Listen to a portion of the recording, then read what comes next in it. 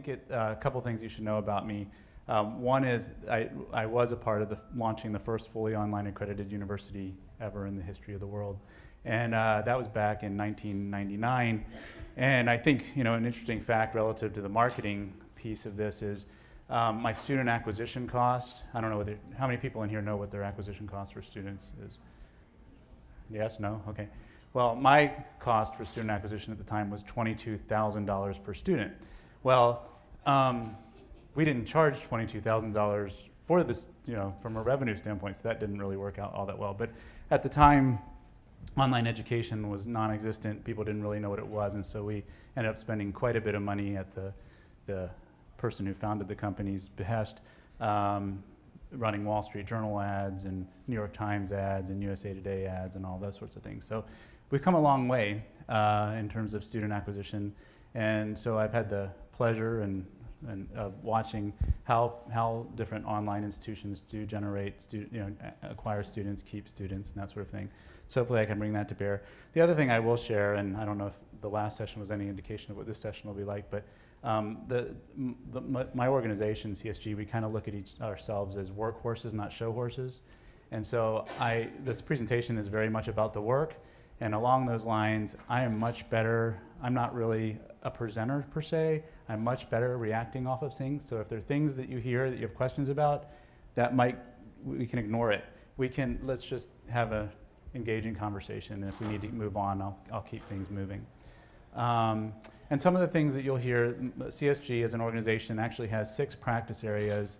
In addition, education is one of the focus areas, but also financial services, health and wellness, corporate training and talent management, and several others, tourism and hospitality. And so you'll hear me maybe mention some other industries that I think are a reflection of the things that are happening even in this industry. The I can't hear you piece of it, that'll become evident in just a minute. So I think, why are you doing marketing to begin with? And Todd's going to be talking more about marketing later. But obviously to build brand awareness, generate leads. I think good buzz about your organization actually helps with retention. Certainly crisis and reputation management. I always think it's interesting, particularly in the higher education space, when you think about the person that's going to garner the most media visibility, and are they prepared? Is it the president of your university? Probably not. It's probably the coach. And so, as we've seen historically, being prepared from a reputation standpoint is important. Understanding who your population is and being able to influence them. I think you'll hear me talk a lot about influence because I think the world has changed in terms of how marketing is done. And also, the last piece is probably not. In terms of opportunity, this is about the noise, right? I can't hear you. If you look at a map of the United States and you look at the number of colleges and universities that, per state, if you're in any of the lighter blue states, you're lucky. If you're in the darker blue states, not so lucky. But I think, I imagine most of the people in here are not-for-profit universities. Is that fair? Right. So your real competition is probably not the folks sitting in this room. It's probably these guys. And I'll bring this sort of a little bit into another client that I work for. It's a company called Bankview, which we work with about, 800 community financial institutions in the world. Well, community financial institutions are interesting because back in the early 90s, community financial institutions owned 76% of deposits in America. And the rest went to large banks, the big banks, the too big to fails, right? Well, today it's completely reversed. Now 76% of deposits is all with the big banks, and the rest is with community financial institutions. And I'm sure you've been reading community financial institutions are kind of going out of business. This is not scaring, this is just what it is. These are your competitors, and they know how to make noise, a lot of it. And so I just think that's a great backdrop for some of the things that we're talking about today. I think you can be smarter about what it is that you're doing. And I also think that the world is changing quite a bit for even these guys. Because when I first got into this business, we used to be able to buy a lead online for $18 a lead. And the people on the board of directors of Jones International University used to go, "You're a hero, Stephen. That's awesome. This is great." And I kept going, "It's not going to last." And every year, precipitously, the price continued to go up for online leads. Online is all about shelf space. Can you own the SEO value to get to where you need to be in order to compete in your marketplace? And that's getting more and more competitive. It's getting more and more competitive for them. So they need to be a little bit more creative as well. Oops. I don't know how many of you are going after adult students, but I kind of like this map. There's plenty of opportunity, right? I think that this is just generally showing what percentage in various locations of people have a college degree, and the majority of the map is the open frontier. So I think there's plenty of opportunity, at least from adult learners and certainly undergraduate as well, and we'll talk a little bit more about that as well. So the way we look at the world is we look at the world in terms of influencer relations. Influencer relations, it used to be that when people used to call us to do work, they would be calling us for public relations or media relations, that sort of thing. Well, anymore, it's not just the media that's going to have any bearing on your business. It's probably a whole host of organizations and individuals who are going to have a bearing on your business and can be leverageable for you to garner students and retain students. So the way that to give it some context, paid media there's paid media, owned media, and earned media. In terms of paid media, it's what you would imagine. It's the things that you have to pay for in order to get visibility. So advertising, direct mail, cost per lead, sponsorships and events, those sorts of things are the things that you actually have to pay for in order to get some visibility on it. Owned media are the things that you own. You control the dialogue that happens on those. You control all of the messaging that happens on those. And so those websites, sales materials, newsletters, those sorts of things. And the last segment is where I see influencer relations is earned media, right? This is where you're not necessarily having to pay for it. You're able to get other people to talk about what it is that you want them to talk about. And based on the presentation that you heard earlier from the Aslanian research, which Carol Aslanian's awesome if you get a chance to go hear her presentation. She does incredible research. Word of mouth is huge. And so the key is, how do you get more and more people to be champions of your brand, of your organization? So we're going to talk about that today. And I generally believe that content is at the core of that. And so we'll talk about content curation, the development of content, and how that can be useful for your organization. Okay, so points of influence. I think the key on this is you need to think of things in terms of two worlds. You've got your traditional, concrete, bricks and mortar kinds of individuals and organizations that can help you generate students. And then you've got all of the different organizations and individuals online that can help you, from bloggers to social networking and all of that sort of thing. And so mapping out a plan that can reach out to each one of those is critically important. In fact, Harvard Business Review did a study not too long ago where they were looking at buying behaviors of people. And it used to be that what would happen is people would narrow down their choices of things down to 3, and then they would just choose one of the 3.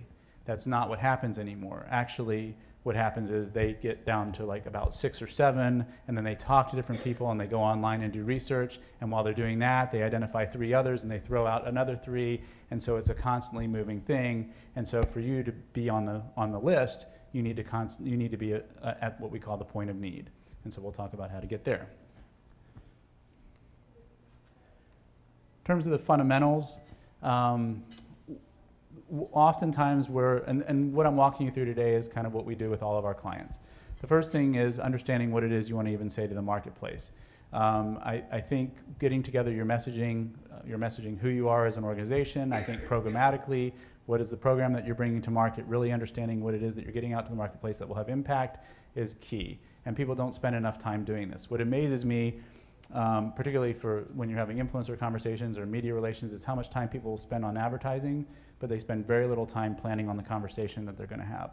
You're at a cocktail reception. Every time you speak to somebody, every person in your organization is a representative of your organization and has the prospect of bringing in a new student or bringing in a new faculty member, they are your champions and your representatives.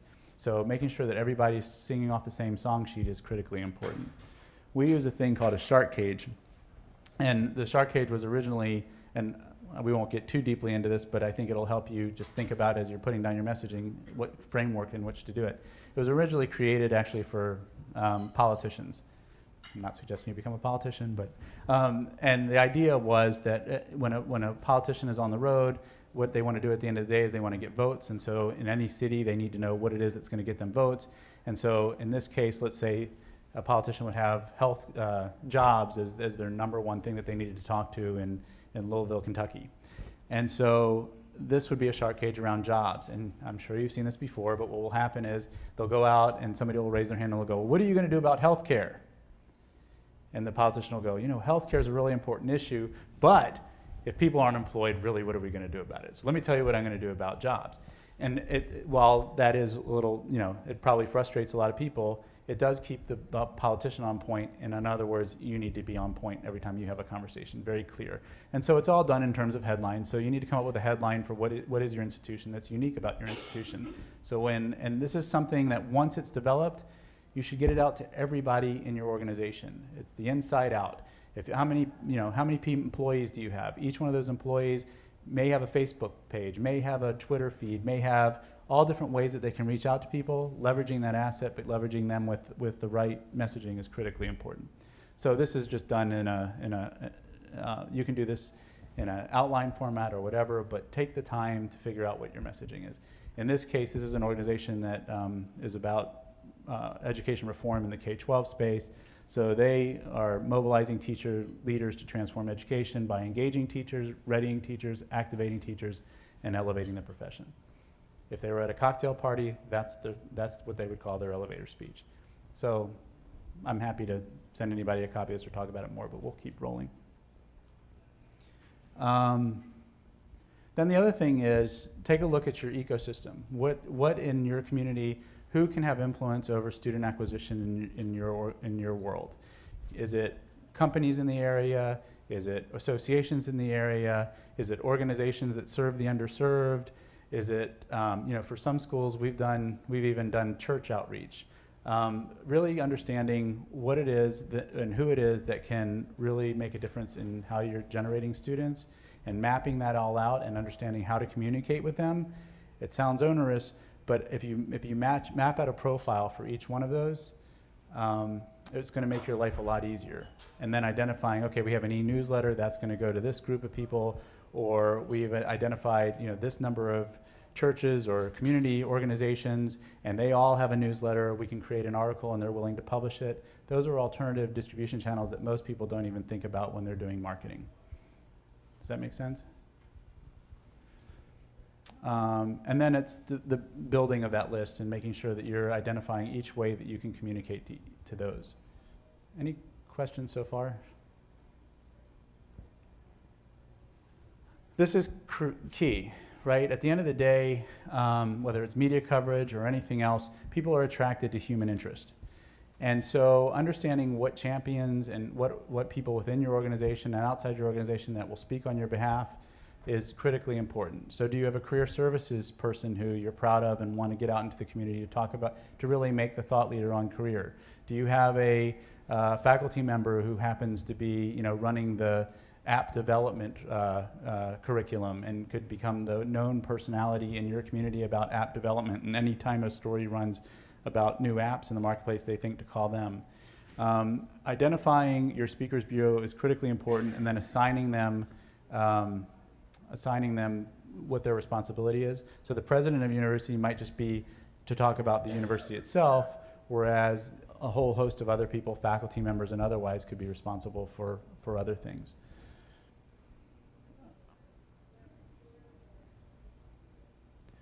And then this is something that people don't often do too, is just sort of calendarize all of the things that you can get done in a year. So awards and recognition that you might want to apply for. You might want to look at the media in your world that maybe you're running advertising today, but if in that advertising kit they actually tell you what special columns they're going to be running over the course of a year. Put that on the calendar and figure out when they're going to be running that story. Where are speaking opportunities, and start to map out based on the profile that you developed of those other organizations and influencers, just put it all into a calendar. I think people just kind of assume that they'll remember what they're going to do. If you get everything onto a calendar, a 12-month calendar, then it allows you freedom when spontaneous things come up to really do the things that you need to do. So generally speaking, at the heart of influencer relations and marketing is content. I mean, look at what, at the end of the day, what you guys are experiencing today for the next day and a half is what Learning House has put together in terms of content. They've done what we call collaborative thought leadership, right? They've brought in other professionals to come in and talk about various things that help educate you. You, of all organizations, being at a higher ed institution, are at the heart of thought leadership and ideas, right? Assumingly, your faculty members and things that are happening in your little community certainly should impact your larger community. So this is just an efficient way of managing your influencer relations activities, which is come up with a theme. So let's just say that you're launching a new program on a new technology and administrative assistant program. What you want to do is come up with the themes that are going to matter within the construct of that launch of that new program, and then you'll figure out how to, so that's the content that you're creating. You're going to package it in all the different ways that you can. So an article, you can announce the fact that you're launching this program through a press release. You're going to want it to include it in your e-newsletter. You're going to maybe write a white paper on what does it take to be a great administrative assistant in the technology age. You want to consider all of the different ways that you can package that piece of information, and then how are you going to distribute it. And I think what this does is it brings efficiency to your marketing plan. I think a lot of times what happens, and I don't know what your marketing organizations are like, but a lot of times it's either one person, and so that's very challenging. Because how can you do everything? Or it's a group of people, and one person's over here doing like SEO related stuff, somebody over here is doing PR, somebody else is over here doing sales collateral. And if you can bring some efficiencies to how you're collecting content and then distributing it, I think it'll make your life a lot easier. The other thing is I imagine you already do this, but interns for marketing, I'm imagining you do that already, but that can be huge in terms of leveraging the assets on your campus. And the reason for this, just as an aside, is what we talked about earlier in terms of shelf space online, in terms of search engine optimization. That the way you get highly optimized search is through great content. And so you want to continuously look for, and I have some case studies at the end that we'll get to, that you want to constantly be looking for content that's optimized so that when people are searching for a particular program in your area, they'll find you. So what are sources of content? Well, they're the announcements of just generally things you're doing on campus. We're opening a new facility, we're starting a new program, we have hired a new career services individual, we've hired new faculty members. All of those present opportunities for you to send out information about what's going on campus. And it used to be press releases really were all about news. And now what press releases have become are content. So every time you have an announcement, it's worth sending out information about that, because it's going to start popping up on helping with your search engine optimization, and there's lots of organizations that really just scrape. Even your local newspaper probably scrapes for and has press releases running on their website because they're looking for additional content constantly. Success stories, I think we've had tremendous success identifying students year over year and promoting them, particularly around graduation time. I'm sure these are things that you're already doing, but understanding where these students, as they're coming in, one of the things we've done with a lot of schools that we've worked with is actually get student stories when they start, so we know what it is that brought them to school, and then tell the student stories after. So you get some really good heart-wrenching stories of people who are, and particularly in the world of online, you get really great stories because probably people are balancing life. We've had everything from people who have been run over by buses, and I mean it sounds terrible, and cancer and those sorts of things, but those are things that people really are drawn to, particularly the media and other influencers. Events, we'll talk about this a little bit later, but hosting events can be very good. We had one college that we worked with that we'll talk about in a little bit that started a whole series of health fairs, and the health fairs every single time generated media attention. research, if there's an opportunity for you to do research on campus, or that media is always looking for some nugget of information. We once did, this was just to give you some example. We had a client, Disaboom, that was a site for people who are touched by disabilities. And one of the questions that we finally talked them into asking consumers is, would you rather be dead or disabled? And surprisingly, 65% of Americans would rather be dead than disabled, which is neither good nor bad. Well, actually, it's bad. But what it really did was it began a debate, and bloggers. It was the single biggest driver to their website of anything they've ever done from a marketing standpoint. So data can be very, very powerful. The question is whether or not you're willing to be sort of salacious about what it is that you're doing. And unfortunately, it is so noisy out there that you tend to have to find things that are a little outrageous to get people's attention. Thought leadership, I have to believe that on every one of your campuses there is somebody that has thought leadership on something, assumingly. They're teaching a course on it. So I would think that identifying, again, that speakers bureau and leveraging that thought leadership for content purposes and for pitching purposes, I would hope that in every one of your towns, and this again, it's good for your campus, but it's also good for your online program. I just, as Casey was talking about, I view it as one sort of single unit. I know your organizations may or may not, but to me, the student doesn't care. The student wants to know they're coming to the institution, whether they take it online, hybrid, or on campus. So thought leadership and identifying where you have thought leadership on campus or creating thought leadership on campus is critically important to the success of influencer relations and reaching out. Awards and recognition. And then story ideation. For our clients, this is just a few, but for our clients, month over month, we literally sit down and have a story ideation session, right? We sit down and we go, okay, what is it that's in the news? What is it that we can create news? What can we do to create a new story in our world? And I think you guys have the opportunity to do the same.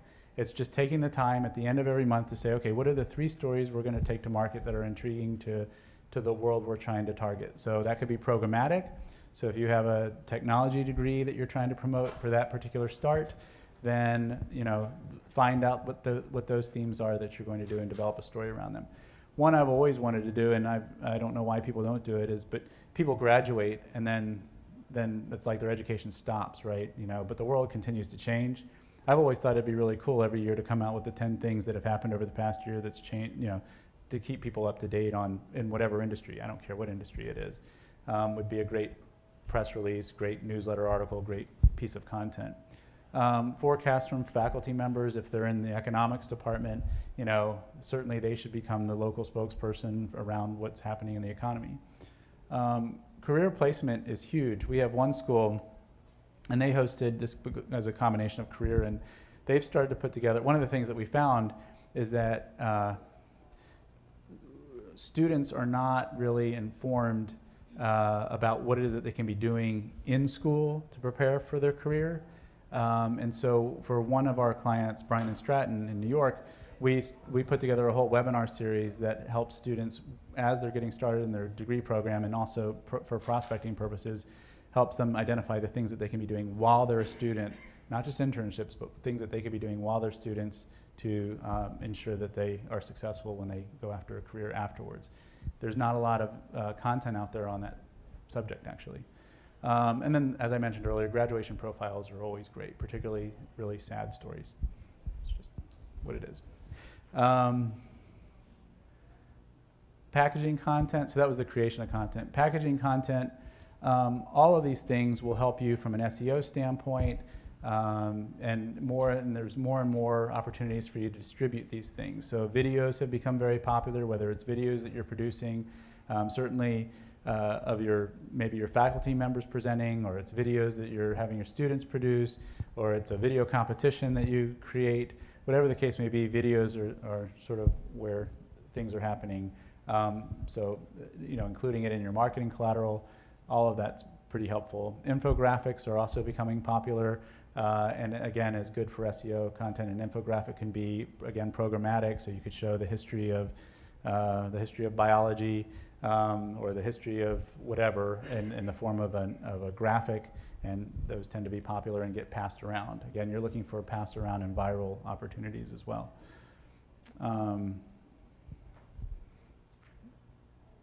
So all different ways of packaging the content that you come up with. And then the last is sort of distributing the content.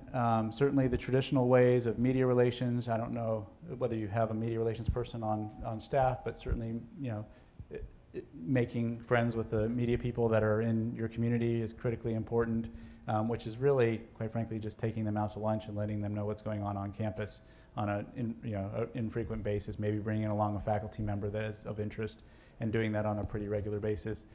Speaking opportunities, again, as you identify profiles of organizations that can have influence and bring in prospective students, you'll want to see if they also have speaking opportunities where you can send in staff members or team members or faculty members to speak, because those probably have prospective students, and if they don't have prospective students, they certainly have champions that will extend your message.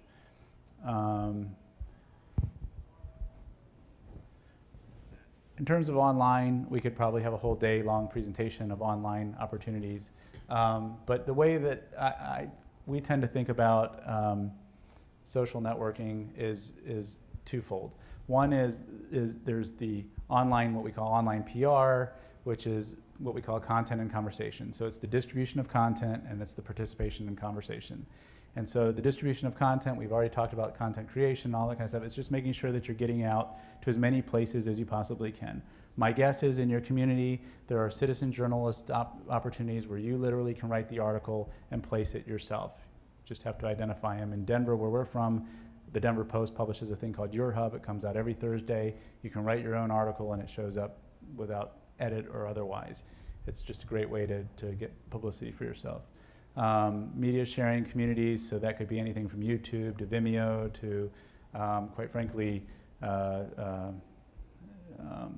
Pinterest is becoming, I hate to say it, more and more popular. I don't really get it, but anyway. And then also blogging is critically important. I mean, you've got a whole staff of faculty members that if you could get one of them to be a guest blogger, this is sort of another little philosophy that I have. If I could invest in one thing only, to spend my time doing, it would be identifying and securing guest blogging opportunities. Because guest blogging is going to come and go. It's all about real estate, right? And so on a national level, right, there's only one person at U.S. News and World Report that's going to be blogging on online education, maybe two over the course of time. But once that person has secured it, it's gone. So in your community, if you can identify in your largest sort of media, whether that's your traditional media outlets or whatever, and become a blogger, a guest blogger on those, I think it's a good test of your worth of your time. The key is whether or not you can get a faculty member or somebody to actually write the blogs, but you can probably spread that wealth around a little bit. And I know it works. We have a client, Eating Recovery Center, which is the largest eating disorder hospital in the country, and we've been securing them guest blogging opportunities. It's the single greatest source for people with eating disorders when they go searching for, because it gets highly ranked, and in particular, eating disorders is one of those places where you need to be at the point of need when somebody's searching. So that's where I would invest my time personally. But in terms of conversation, just making sure that you're aware of what's happening in discussion boards about your institution and then actually contributing to it. Again, it's better if you have content. Going back to the eating disorder example, it's very difficult to go onto a conversation about eating disorders and just go, hey, you should go to Eating Recovery Center. That would be a little inauthentic. But if they were talking about having trouble with insurance issues and saying, oh, well, we've got some really good resources for how to solve those insurance issues, again, having content back on your website that you can refer people to is going to be helpful for you. So that's the conversation piece. And then on the social networking piece, I don't know, how many people in here have a Facebook page or Twitter page or whatever? I did a research project last year in the higher education space to just kind of look at the landscape and see what people were doing in social networking, and it was pretty phenomenally bad. And the reason was that either they had been abandoned, which was the majority of everything that was being done, or it was just promotional. I think just to put context around social networking, quite frankly, is, my guess is you have a student information system or a CRM system of some sort. To me, social networking is just another CRM system. It's just a place that you're collecting more people that you can talk to, only it's a two-way conversation in this case. So your goal is to put up content that's interesting enough to get a whole bunch of people to just sign on and listen and hopefully participate. And so the key to that is you have to have a voice. So one of the things that we find is that people tend to just use social networking as, hey, you know, we had a picnic today, or we had, you know, it's become that. Find a voice, find something that's meaningful to people, and whether that's by degree program, and so you have tabs at the top of your Facebook, so one's a technology tab, one's a marketing tab, one's a whatever your degree program offerings are, and have people contribute things that are actually of interest and will attract people. That's the key. It's a waste of your time, and you might as well take it down if you're not going to do something that's interesting to people and attract attention. And then the attracting attention piece of it is also all about, you know, you can find, again, organizations that you can be driving traffic back to when you have a white paper or some piece of information or a webinar or some piece of content that you want to promote. Now you've got a place to promote it. Any questions before I kind of go on to case studies? I think this will help. Okay. The first one is Stevens Henninger University. They're in Utah and Idaho. And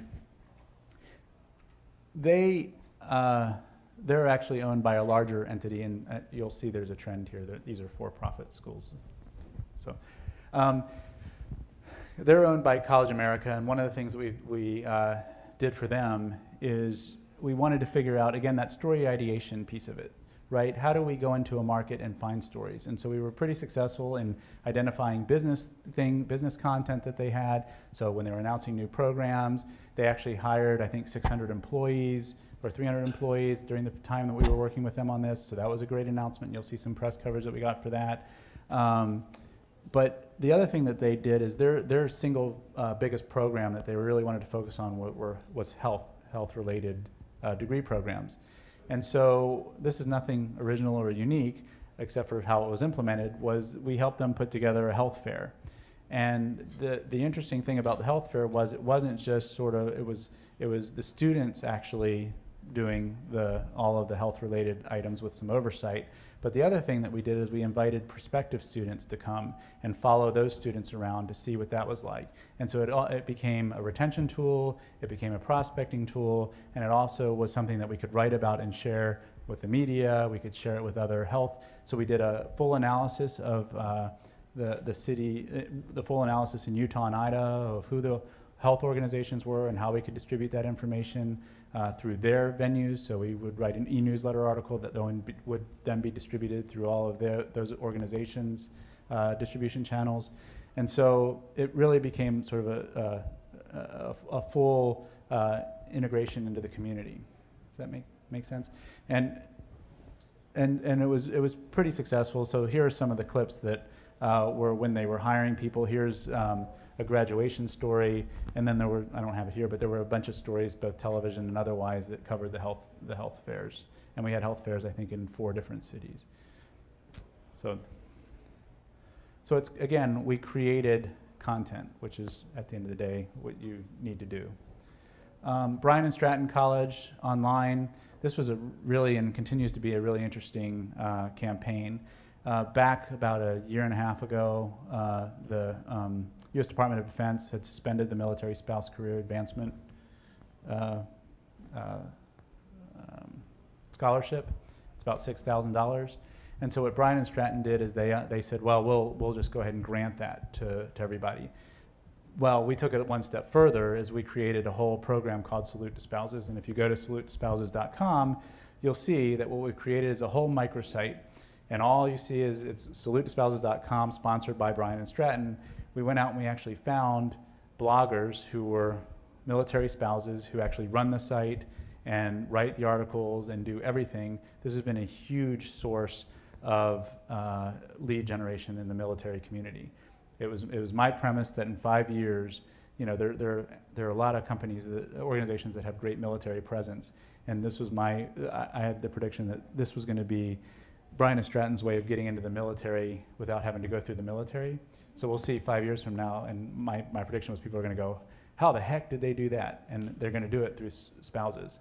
And they're going to do it authentically because they went out and found spouses to actually manage the site, run the site, and all they're doing is sponsoring the activity. So I recommend taking a look at this. But you can do this with any theme, right? Identify a theme in your community that matters, and we'll talk about another one in just a minute. But it might be people with disabilities that you can offer online education to. It might be one that I've been really wanting to do is that I think would be great at any level, whether it's locally or nationally, is people with some degree, right? Degree completion program, a finish line program.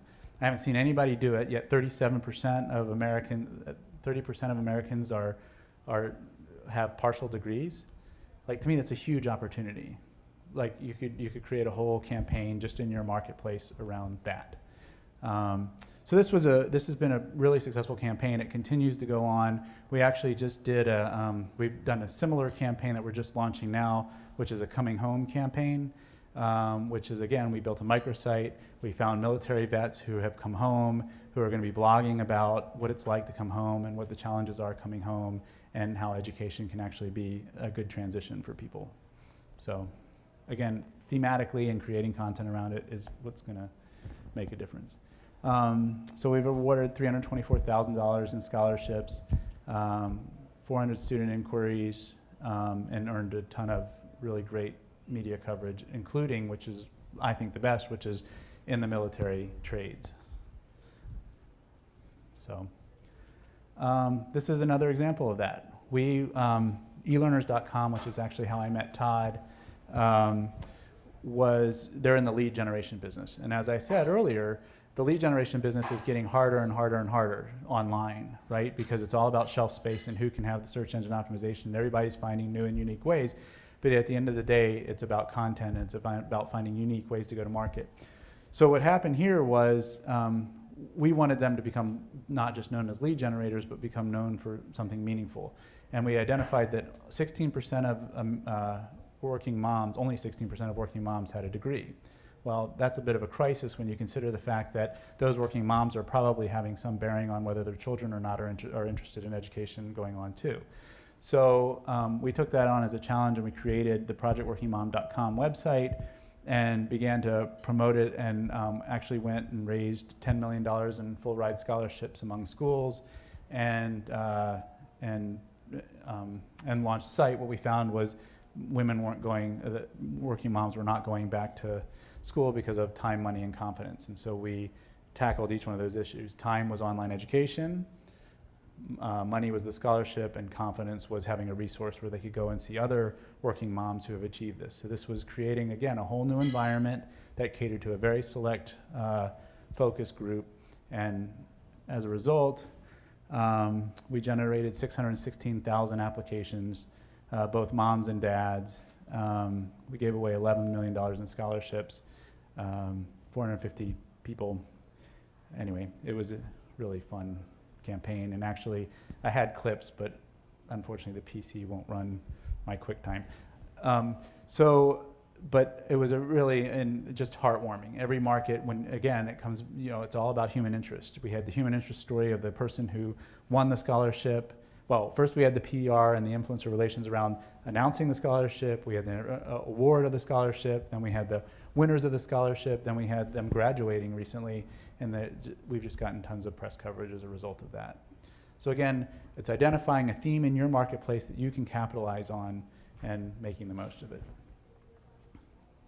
And so tons of coverage. Ecotech Institute is a school that they're the first standing school that only teaches environmental sustainability degrees and certificate programs. They opened their first campus in Denver, and the interesting thing was they wanted to have first mover advantage, and I was like, okay, that's great, you're gonna have first mover advantage in Denver. Why don't you launch an online program where you can be universally first mover? But they didn't do that. So what's key there is what I was talking about earlier in terms of understanding your ecosystem. When you go to launch a program, and in this case launch a school, we identified every association that had anything to do with wind energy, every organization that had anything to do with solar energy. We identified influencers in each one of those spaces, media, analysts, just everybody we could possibly identify in the eco-tech world, and made sure that we created a master list of all of these opportunities. And the purpose was to, A, give them first mover advantage, build the brand of the organization, but B, in the hopes that they would pass that along to generate students. It went really well. They launched, actually the first graduating class was a few months ago. And if anyone can figure this out, I'd really appreciate it, which is, I went to the graduation and I was just crying the entire time.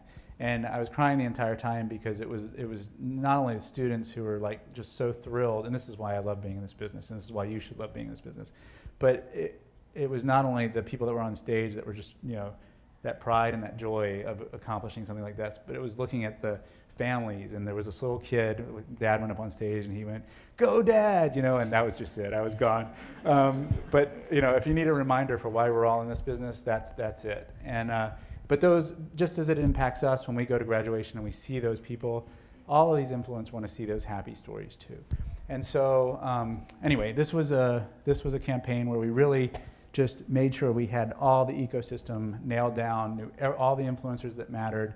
We met with a lot of them beforehand, so the executive directors of the Wind Energy Association and all those sorts of things. And in Denver, there's NREL, which is the renewable energy, the government renewable energy, and went out and met with all of them and let them know that we were going to be training their next generation of employees. Anyway, it launched very successfully, and as I said, they had their graduation just last week. And so, anyway, that's another example. And that was it. But again, I think if there's one thing that I want you to take away from this, it's that you've got to create reasons for people to come and care about you. And I think life used to be easy, and it's not easy anymore. It used to be, for a period of time, you were maybe the only game in town, or you were one of the only games in town, certainly one of the most prestigious games in town. Well, now there's other organizations, for good or for bad, are coming in and eating your lunch. And then for a while there, it was easy because, my God, you could just go online, and wherever somebody was searching for something, you'd just appear. And because you could own that search engine optimization, and there were so many things that and it was on the cheap, and anyway, so that made life easy for a little while. Well, I think probably now is the most challenging time in your life, because I think there's so much noise, there's so much competition, there's so many bad stories out there. Whether the not-for-profits like it or not, the bad publicity on the for-profits doesn't help the not-for-profits. It's just bad for everybody. And so I think even, you've got people out there who are calling, college education, like, do we even need college anymore, right? So I think we're in for quite a ride in the next couple of years in terms of what colleges and universities need to do to market themselves. And I think the key is going to be authentic content and finding ways to market yourself to the marketplace that's unique and original. And of all organizations in the world, colleges and universities should be great at that. They've got content coming out of their ears. It's just organizing it and getting people to participate in it. That make sense? Okay. Any questions, thoughts? How do you differentiate yourself with all of the NOAAs, from all of the NOAAs, with everybody offering such similar courses? Right. So I think you've got to figure out your slice and dice, right? So are you looking at your particular market area? So geographically, perhaps you can be the voice in that geographic area. Is it programmatically or thematically that you can own that area? You've got to work at it. And then it's also lowest hanging fruit, right? When we sit down with schools, of which we do, I think we do work for about 6 of them. We sit down and we go, okay, what's the program you want to focus on? So there's the big stuff, but there's also the program stuff. So we just sat down with Bryan and Stratton, and they're launching, the example I used earlier, this administrative technology and administrative assistant program, right? It's an associate degree program. So I think that's highly fascinating, right? So one of the things we've suggested to them is we're going to go do a survey of Fortune 500 CEOs and find out what's meaningful to them relative to technology. We're going to survey the administrative assistants and find out how technology has changed their world. That can turn into a white paper, it can turn into a webinar, it can certainly turn into a press release, it can turn into a media pitch. That could be, we can send that to the Administrative Assistant Association of America. I mean, there's all kinds of things that you can do with that. So I think programmatically is a good way to slice and dice.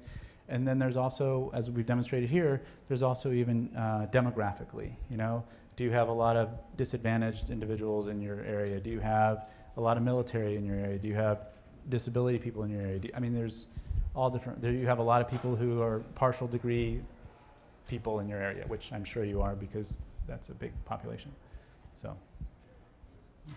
yeah. How do you integrate a direct response into this strategy? Because it sounds like I struggle in this because I've got the tendency to do that often. I've got some people that are really driven into this and it's Right. brand and it's great, but you know, we need students today. Right. To fill our funnel. And so how do you build a direct response campaign without losing your integrity to the brand in it? So everything that I've described today is all direct response oriented. So whether it was something that was happening online, so we Is there a call to action? there's always a call to action, which in these cases was all driving back to a microsite that we had created. Okay, So we were, side is really good. so we were able, yeah, or even your own website, or even your Facebook page. I mean, to me, where we always start with the client is we identify a dashboard that we can use to measure everything that we do. So maybe that's student acquisition, but we just had one school who said, you know what, we don't really care about student acquisition, we're worried about our brand. So how are we going to create a dashboard to measure our brand? So that when we go to the board, we can say, this is what we accomplished from that standpoint. But everything, I'm a stickler. That's one of the reasons why I hate just brand advertising more than life itself. Like, I will never do it. If you're going to do a brand ad, at least throw a white paper on there that somebody can order, like something, or host an event. So everything you do needs to have a direct response mechanism to it and trackability to it.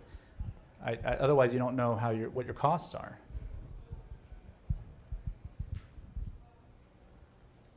Where are you located?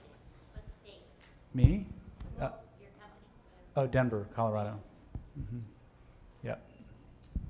Yeah. But our clients, I mean, Bryan and Stratton's really northeast. College America is really sort of middle of the America. Ecotech is based out of Denver, but they're Education Corporation of America, which is Virginia College and all those. So. Did you say that you'll share your PowerPoint? I think it's in the binder, but yeah, I'm happy to do that. On the thumb drive, yes. Yeah. And I'm happy, and feel free to email me or whatever, and I'm happy to talk about anything. Yes, sir. I'm going to go back to my campus and immediately find myself competing through our marketing and public relations office with the admissions office, with the institutional relations office, with the athletic office, you name it. Give me 2 guerrilla tactics I can use to get some mind share for online programming and to begin accomplishing some of these things that you're recommending. So the first thing is resources, right? So I don't know, again, I don't know what your programs are in your school, but I'd go find, some marketing interns, number one. Because I think, and then in terms of guerrilla tactics, so what you're saying is those other organizations are tapping the marketing department, and so you're not getting your share of voice within your institution. Absolutely. Yeah, I'd create your own army. That would be number one. And free army. And then I think it would be probably to pick one program and focus all of your energy on that and prove it out. Bryan and Stratton is a great example, right? When they first started, and in fact, they still have this, which is just baffling to me.